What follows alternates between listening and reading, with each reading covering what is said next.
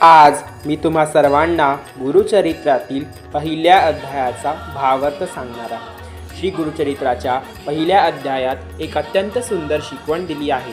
जीवनातील सर्व दुःखांवर एकच उपाय आहे, तो म्हणजे गुरुस्मरण। मनातील व्यथा शब्दात मांडावी लागत नाही, कारण गुरु तर आपल्या अंतःकरणातील प्रत्येक वेदना स्वतः जाणतात। गोष्ट अशी, एक साधा नामधारक गुरूंनी दिलेल्या नाममंत्राचा जप करत एका दुसऱ्या गावात राहत होता। पण एके दिवशी त्याच्या मनात एक प्रखर हाक उमटली, मला गुरुदर्शन हवं आणि आत्ताच हवं। ही तळमळ इतकी तीव्र होती की तो सर्व काही सोडून गाणगापूरकडे निघाला। रस्त्यात तो गुरूंना आर्तपणे साद घालत होता, हे गुरुदेव, मी तुमचा दास आहे। माझी व्याकुळता तुम्हाला ठाऊक आहे। तुमच्या स्मरणाने सर्व दुःख नष्ट होते।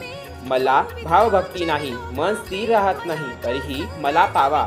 माझ्यासाठी माता पिता आप्त सर्व काही तुम्हीच आहात। हे नरहरी, कृपा करणे तुम्हाला सहज शक्य आहे, मग एवढी तळमळ का? शिष्याची ही आर्त हाक गुरूंना थांबवू शकली नाही।